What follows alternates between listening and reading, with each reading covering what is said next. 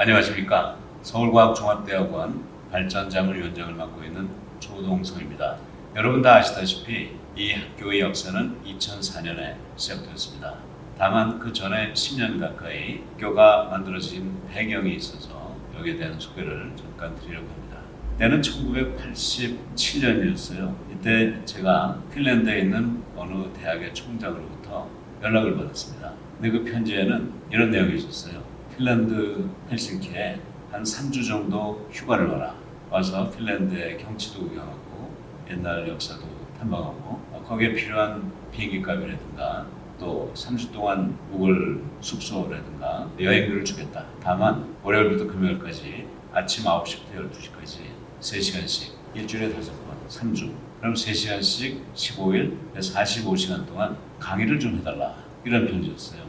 사실 강의가 부담스럽긴 했지만 또 핀란드의 헬싱키라는 이국적인 곳이었기 때문에 관심이 많았습니다. 다만 제가 그때 대학에서 보직을 맡고 있어가지고 좀 연기를 요청하고 드디어 1991년 1월에 핀란드 헬싱키에 갔습니다. 겨울이었으니까 날씨가 굉장히 추웠고 이 헬싱키는 북위 60도 정도 되는 북극에 가까운 곳이었기 때문에 60도니까 겨울에 해가 2시간, 3시간밖에 뜨지 않습니다.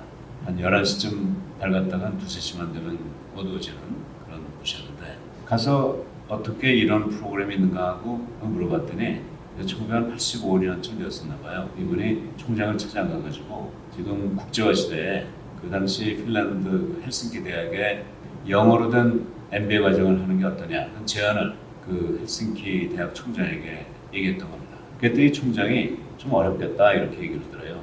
왜냐하면 학교에는 영어로 가르치는 교수도 없고 그걸 프로그램 진행하는 데 필요한 예산도 없고 시설도 없고 근데 만일 당신이 아이디어를 내가지고 영어로 된 MBA 과정을 개설하려면 해봐도 되겠다.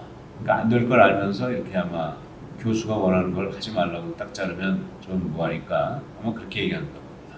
그럼 보통 교수라면은 말이 되느냐 교수도 없고 돈도 없고 시설이 없는데 어떻게 시작하느냐 하고 화내고 나갔을 텐데 이분은 알겠다. 그걸 한번 계획을 세워보겠다.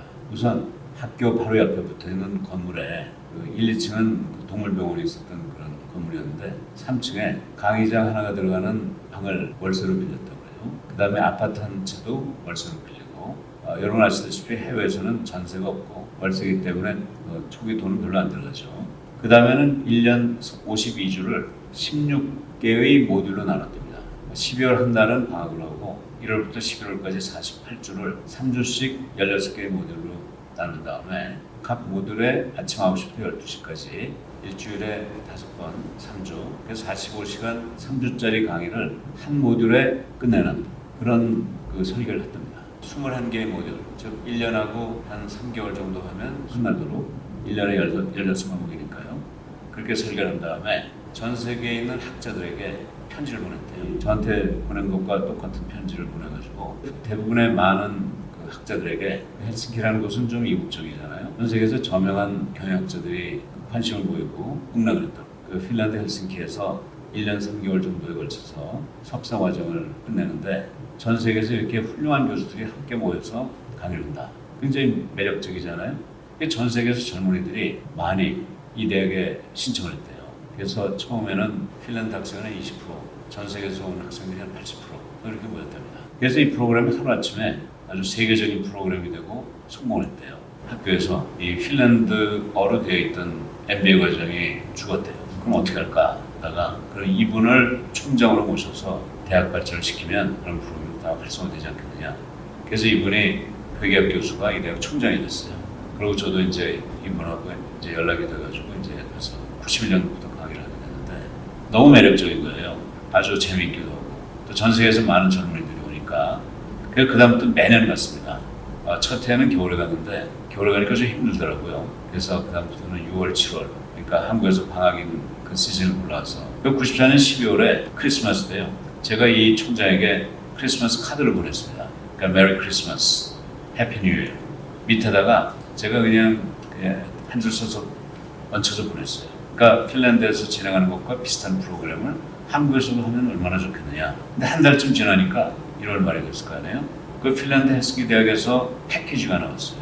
두툼한 서류가 들어있고 뭔가 봤더니 이 총장이 당신이 원하는 것을 실천할 수 있게 내가 필요한 서류를 다 구비했으니까 여기 사인만 하고 한국에서 한번 시작해봐라. 신기하죠?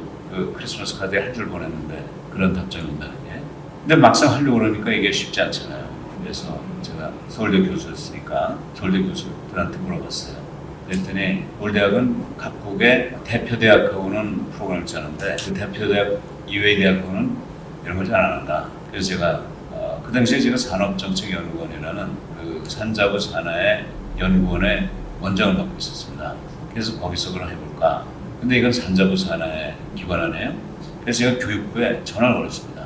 자, 핀란드에서 이런 요청이 있는데 학교에서 하긴 좀 성향이 안 맞는 것 같고 그래서 방법이 산업정책연구원이라는 곳에서 할 수 있다고 생각이 돼서 이게 가능한지를 한번 좀 물어본다 그랬더니 조금 기다려달라고 그러더라고요. 그래서 알았다는데 한 하루 이틀쯤 있다가 전화가 왔어요. 그 검토해보니까 해도 된다는 그 판단이 든다. 전 제 귀를 의심했어요, 사실.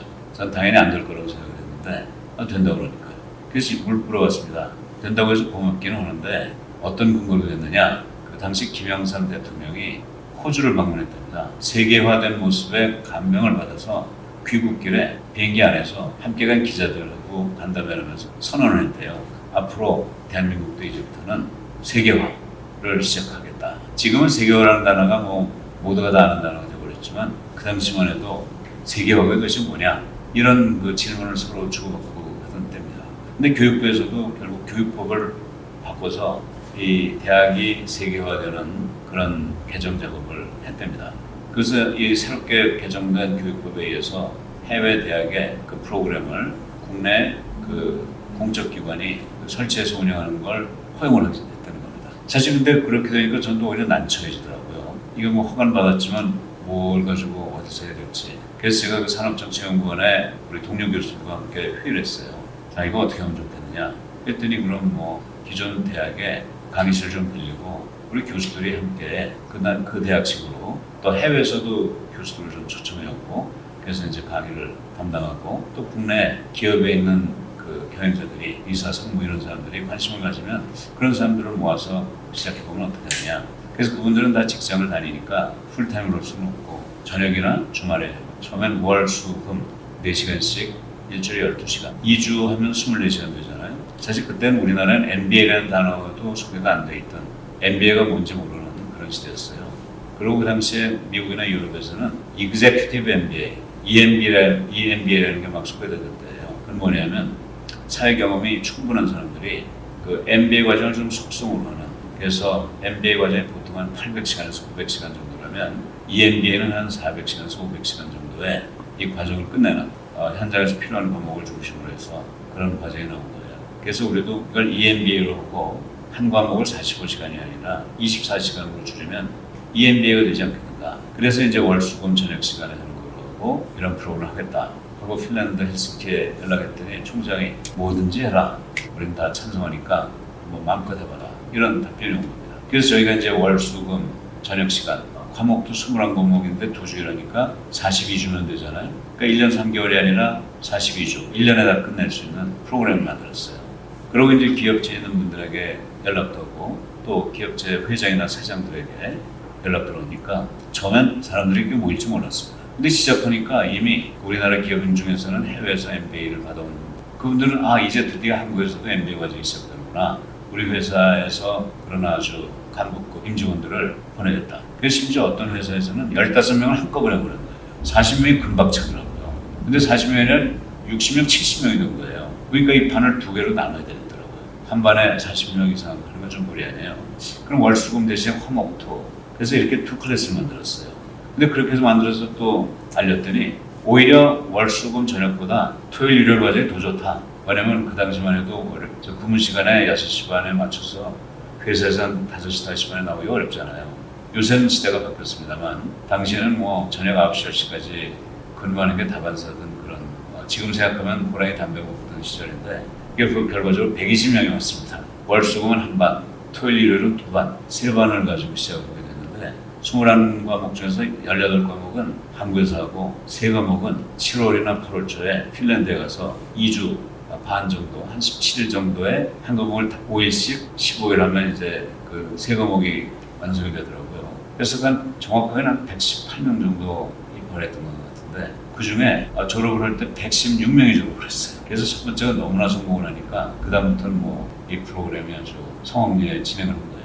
그러다 보니까 국내에 이런 과정이 이제 새로 생겼으니까 이 관심을 갖고 많은 기관이 비슷한 걸 만들기 시작했어요. 드디어 이제 우리나라의 MBA 과정의 그 교육이 시작된 겁니다. 근데 90년대 말쯤 되면서 2000년대 초반이 되면서 교육부가 좀 제동을 걸기 시작했어요.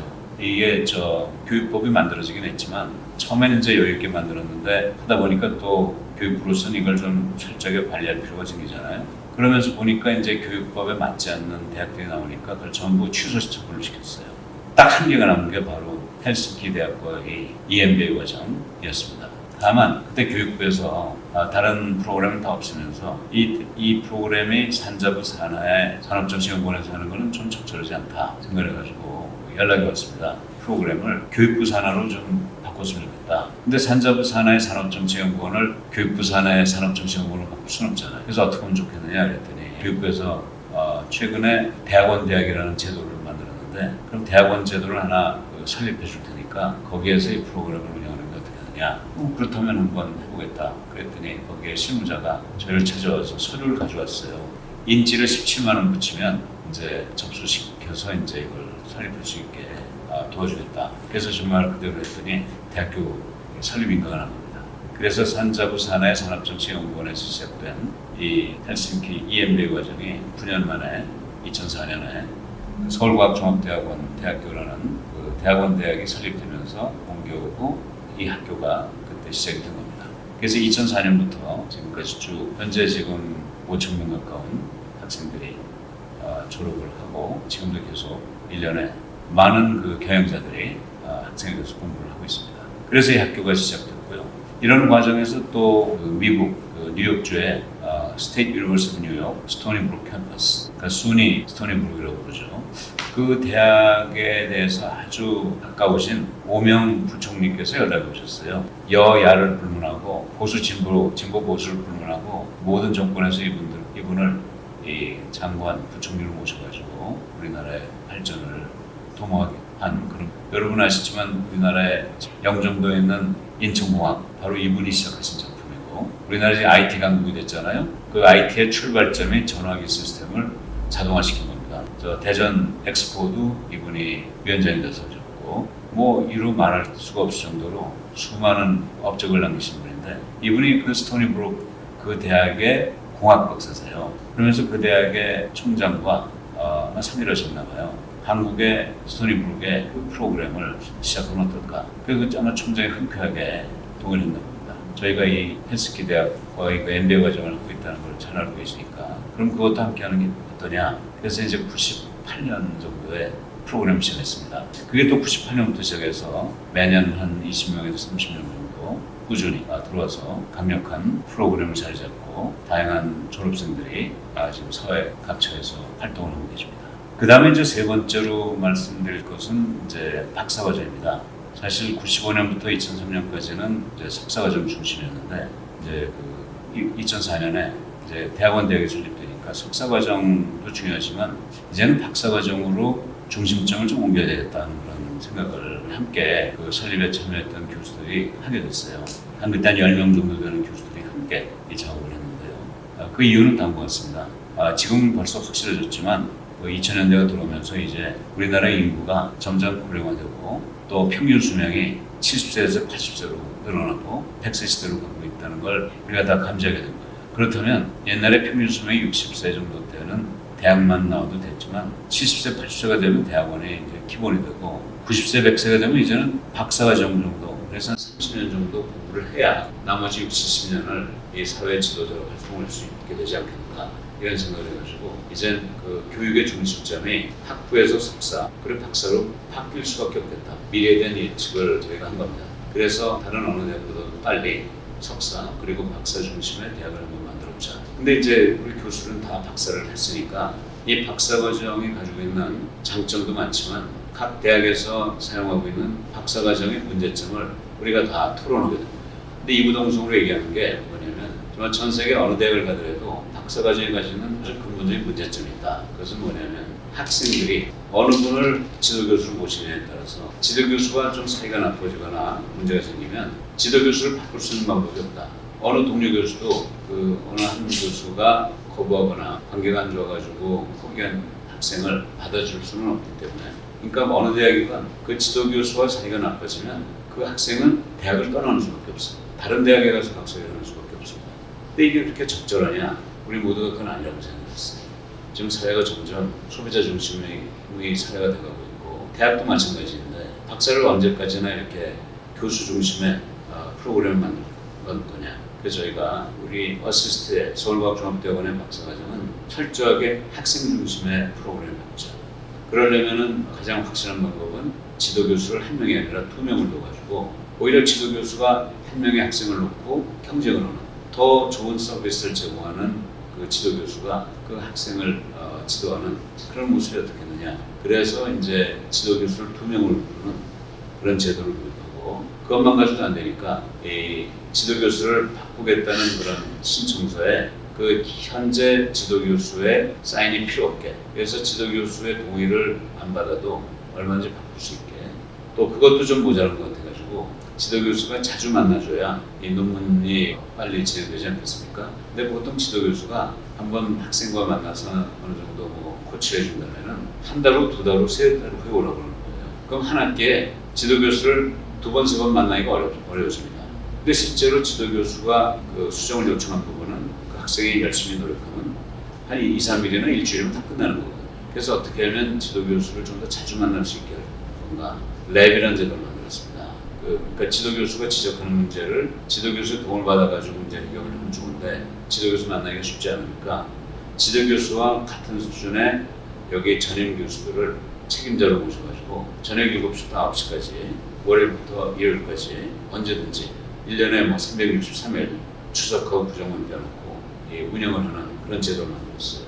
그러니까 이 서울과학종합대학원의 교수님들은 이 돌아가면서 최소한 한 명 이상 이 랩에서 어느 학생들이 어떤 그 연구 방법은 특히 통계학이라든가 이런 방법에서 문제가 있더라도 와서 자문을 요청하면 한 30분, 1시간을 이렇게 자문해주는 그런 제도를 도입했습니다. 그래서 이렇게 한 3가지 정도 그 박사과정에서 지도교수가 학생을 위해서 봉사하는, 그러니까 학생이 갑이 되는 그런 제도를 도입하니까 저희 그 서울과학종합대학원의 박사과정에서 공부하는 학생들이 서울과학종합대학원에서는 2년, 늦어도 3년이면 끝내면서도 논문의 수준이 다른 어느 대학보다도 높은 그런 결과를 가져올 수 있게 됐습니다.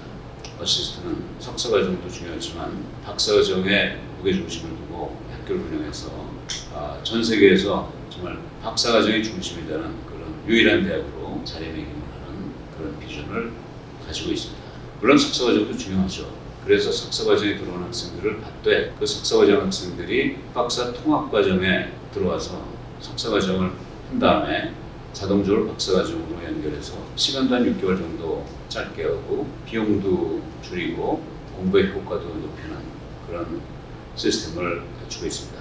물론 학생 중에 석사과정을 끝낸 다음에 박사과정을 어떤 이유든지 가지 못할 경우는 그냥 그때 공부를 중단하면 되는 거니까, 그러니까 석박사 통합과정이라고 해서 석사를 못하는 건 절대로 아니죠. 다만 학생들이 석사과정에 있을 때 나는 박사과정으로 진학할 수 있다, 그런 자격이 있다 하는 생각을 하면 공부가 훨씬 더 효과적으로 이루어지고 또 더 많은 학생들이 박사과정에 가서 공부할 수 있을 거라는 그런 생각을 하면서 이 프로그램을 만들었습니다. 그 외에도 여러 가지가 있겠습니다만 오늘 여러분께 서울과학종합대학원 어시스트 유니버시티라고 하는 그 대학의 그 설립 과정에서 95년에 그 핀란드 헬싱키 경제경영대학원의 협력을 통해서 이 프로그램이 시작됐고 2004년에 대학을 만들게 됐고 또 그 과정에서 순위 스토니브룩의 프로그램이 들어왔고 또 지금 박사과정 중심의 대학이 이루어지고 있다는 얘기를 간단히 드렸습니다.